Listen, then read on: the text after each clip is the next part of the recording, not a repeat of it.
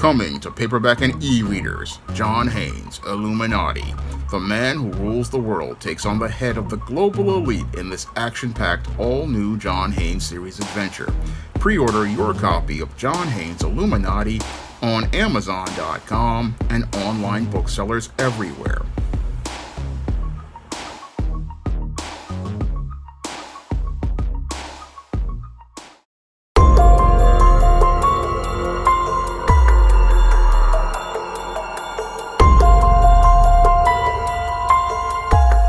A 27-year-old New Jersey man has been arrested and charged with the stabbing death of a 27-year-old woman that he allegedly knew and wrote a manifesto as related to planning her murder.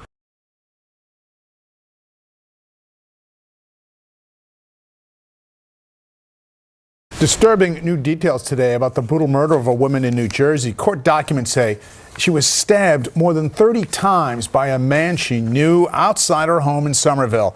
The suspect appearing in court for the first time today, and prosecutors say he had a manifesto laying out his step-by-step plans to kill her. New Jersey reporter Tony Yates live in Somerville with more on this story. Tony. Yeah, David, court records tell us that the victim, Mary Rose Feely, and the suspect, David Schroitman, both 27 years old, actually knew each other from school. And a source that we spoke to today also told us that the victim and the suspect often were seen together at her home. What is not known at this point is the motive. What would provoke someone to stab another 37 times? The wake for 27-year-old Mary Rose Feely began at 4 o'clock at the Bridgewater Funeral Home in Bridgewater. Just a few hours before, the suspect in her murder appeared in court by video from the county jail. The complaint against 27-year-old David Schroitman spells out how detectives say Schroitman stalked and murdered Feely, who was well known as an anti-drug activist in Somerville and through social media. A relative found Feely stabbed to death outside her family's home on North Bridge Street a week ago today. She was stabbed 37 times and died before medics arrived. A tip from one of Feely's relatives led police to Schroitman. Since the murder, detectives obtained several surveillance camera videos which they say show Schroitman in dark clothes running near the home when the murder happened. Detectives report he refused to speak to them. They say they smelled bleach near his car, got a search warrant for his home on Brookside Avenue, where they report finding numerous bleach containers, a manifesto laying out a plan step by step for the homicide, blood in the entryway and bathroom of his home, and clothing and sneakers matching the man on the surveillance video. A huge police presence that Sunday at the complex. I came out in the morning to go to the store and I seen police, over here, and I thought it was like a drug raid at first because I seen the paddy wagon. But then later in the day, people were talking about that somebody who had killed somebody the week before, so I was like, wow, the guy that killed that girl lives right here. Yeah, definitely a whole community and a family in mourning. Funeral services for Mary Rose Feely will be held tomorrow at 11 o'clock at the St. John's Episcopal Church here in Somerville on High Street. Schroitman's next court date has not been set. Now, in this alleged incident that took place in Somerville, New Jersey, 27-year-old Mary Rose Feely was coming out of her car after returning home from a business when she was ambushed by a stranger who allegedly stabbed her 37 times. And after she was stabbed and left for dead, police went to do their investigation and soon started putting together a case of evidence against David Schroitman after finding a glove on the ground outside of Mary Rose Feely's car and dealing with a call of a suspicious individual as David Schroitman was basically trying to clean his vehicle and allegedly get rid of the evidence. However, as officers started to see a latex glove outside of Mary Rose Feely's home with the blood on it and looked at the bleach outside of this man's vehicle, they started to take a critical look at David Schroitman's alleged behavior and eventually came to his home where they got a search warrant to search it, found several alleged bleach containers, along with a manifesto laying out a plan to participate in the step-by-step plan for the murder of Mary Rose Feely, and also detected blood in the entryway and the bathroom of of David Schroitman's home and found clothing that was covered in bleach and sneakers matching the description of a man that was seen in a surveillance camera of a car. Now, after getting all of this evidence together, police arrested David Schroitman for the murder of Mary Rose Feely, someone who he had been acquainted with, and charged her with her murder. Now, the Somerville, New Jersey police see this as an isolated incident, but when I take a critical examination of the alleged behavior that David Schroitman participated in as related to the murder of Mary Rose Feely, it definitely fits the pattern and profile for beta males that I talk about in my book, The Man Crisis. Now, according to reports, David Schroitman was an acquaintance of Mary Rose Feely and had known her ever since they went to school. And after finishing school, Mary Rose Feely went on to become an advocate for people who were in addiction recovery. And as she was going on with her career to be an addiction recovery advocate, she spent time with David Schroitman as an acquaintance, and as they spent time together, Mary Rose Feely possibly never knew that David Schroitman possibly had feelings for her. And I believe it was those feelings that David Schroitman had for Mary Rose Feely that possibly could be the motive for her murder, because when it comes to many beta males suppress their natural emotions, and they don't go out here and tell a woman directly if they're interested in her. And because they don't tell that woman that they're interested in her, what happens with the beta male is that as he's suppressing his feelings out of fear of rejection, what happens is the beta male starts to build a dark world in a place I call the secret world.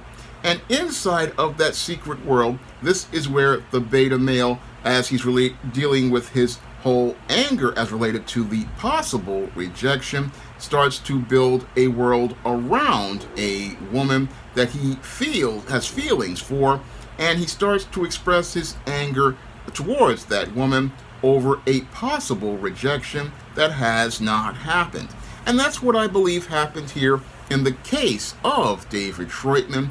He basically wound up building a world around Mary Rose Feely out of his own feelings of self-loathing and self-contempt, because he was upset at himself because he did not have the courage to go up to Mary Rose Feely directly and tell her how he felt about her. No, instead of telling her how he felt about her, he wound up expressing his contempt towards Mary Rose Feely over a rejection that possibly never was going to happen because he never went up to approach her. And that's a major problem with a lot of beta males. A lot of these beta males don't have the courage to go out here and approach women that they like. And instead of going directly up to that woman and letting her know that they're interested in her, what these men do is hover around women that they like, trying to be their friend, creating a covert contract where they believe that if they hover around this woman, eventually she will get the hint that he's interested in her. Unfortunately, in a lot of cases, when it comes to these kinds of covert contracts, they never get fulfilled. And because they don't get fulfilled, what happens is that many of these beta males wind up simmering and boiling in anger towards a woman that they like for not ever seeing them as the good guy that they are, for doing all of the good deeds towards them. And as they're simmering and boiling in that anger, what eventually happens is, as that woman starts to live her life in ways that he doesn't like, this is what triggers this male to wind up exploding in rage, where they believe that they have the justification to go out here and take that woman's life. And that's what I believe happened with David Schroitman as related to his alleged actions, as he was frustrated about Mary Rose Feely not going out here and seeing him as the good catch that he was, what he did was start writing this manifesto to plan her murder, and wrote this manifesto to plan her murder, I believe, because he was angry about a rejection that didn't happen, but the actual rejection happened because he was the one who rejected her, because he didn't have the courage to go out here and approach her. And because he didn't have the courage to go out here and approach her, and felt like he had been basically was rejected by this woman, but he basically rejected her himself, he used this as the motivation to participate in this murder, and wanted to murder this woman because if he could not have this woman to be a part of his smooth world, then no one was going to have her. And he basically felt that since this woman had the audacity to not even consider him, he felt like he was justified in taking her life. And that's the dysfunctional way many of these beta males think regarding women that they build worlds around. They feel that if this woman can't be a part of their smooth world, that woman doesn't have a right to live in the real world. But the person with the real problem is the beta male, because the beta male doesn't know how to make life work as related to relationships between men and women. Because when it comes to relationships between men and women, men who are interested in women do not approach a woman to be a friend or an acquaintance. No, a man who is genuinely interested in a woman goes up to that woman and shoots his shot, and if she's interested, she'll say yes, but if not, she'll say no. And what a man does after that is accept that she said no, charge her to the game, and keep it moving. Unfortunately, beta males don't know how to move as related to relationships, and because these beta males don't know how to move as related to a relationship, what these men do is hover around women for years, and as they hover around women for years, they get frustrated as that woman goes out here and has a life, and they're angry because they can't be a part of her life outside of being an orbiter. But the whole thing is, they could have been a part of that woman's life had they had the courage to go out here and express their feelings clearly, but that's something beta males don't know how to do due to the dysfunctional way that the beta male is raised. Now, most beta males are raised primarily with female authority figures, and because they're used to being raised to submit to female authority figures like their mother, who oftentimes try to anticipate their needs, what happens is that the beta male transposes this on to other women and thinks that other women are supposed to figure him out when he goes out and is around them. That other women are supposed to figure out that he's interested in them. However, that's not the way real life works, because in real life, most women don't know that a man is interested in them unless that man approaches them directly, and that's the only way most women know a guy is interested, and that's where David Schroitman got it twisted, possibly as related to his relationship with Mary Rose Feely. He thought that Mary Rose Feely was going to be like his mother, and when she wasn't like his mother, that's when he got angry at Mary Rose Feely, and while he was spending time with her, he was again seething in anger, and possibly when he found out that she possibly was interested in somebody else, that could possibly have been the motive to trigger him to write the manifesto to plan the murder of Mary Rose Feely. That could possibly be the overall motive for this murder, and this whole situation took David Schroitman from becoming a man who had the important intangibles of his manhood, like his freedom, to becoming a suspect in the murder of his friend and acquaintance, and now will be acquainted with the jails of New Jersey, and if he's convicted, wind up being connected with the criminal justice system and the penal system of New Jersey's prison system, where he will go from being an acquaintance of Mary Rose Feely to getting to know guys like Bubba, Tiny, Roscoe, Big Dave, Melvin, and Mr. Sprinkles in the penitentiary, and they will be very open about expressing themselves and letting them know how they're interested in him as they trade him for Little Debbie snack cakes, ramen noodles, packets of Crystal Light lemonade, packets of Crystal Light tea, packets of Flavor Aid grape drink, packets of fruit punch, and off-brand Oreo cookies, off-brand lemon cookies, off-brand duplex cookies, off-brand ginger snaps, off-brand vanilla wafers, Kit Kat candy bars, Hershey bars, and snack pack puddings, and Chico sticks.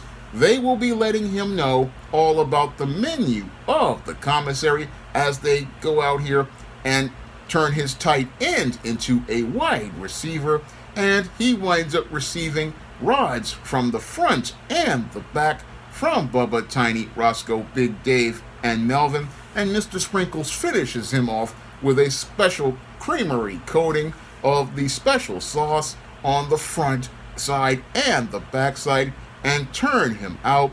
And as he's getting turned out, he will possibly be thinking about what he lost. And what he will be thinking about is not losing Mary Rose Feely, but he'll be thinking about the intangibles of manhood he will be losing, such as his dignity, his self-respect, his self-worth, and his overall manhood overall. That's what he's going to be thinking about when he's inside of that penitentiary for life in prison for the alleged murder of Mary Rose Feely, the girl who he really did not have any real interest in outside of infatuation, because when it comes to many beta males, they don't really love the women that they allegedly have feelings for. No, these males are just caught up in puppy love in some cases and have built a world around a woman in a rose-colored reality. And as they've built this world around this woman in a rose-colored reality, they don't love the person, they love what the person represents, and really they just have a infatuation and a fantasy that they've built around that person.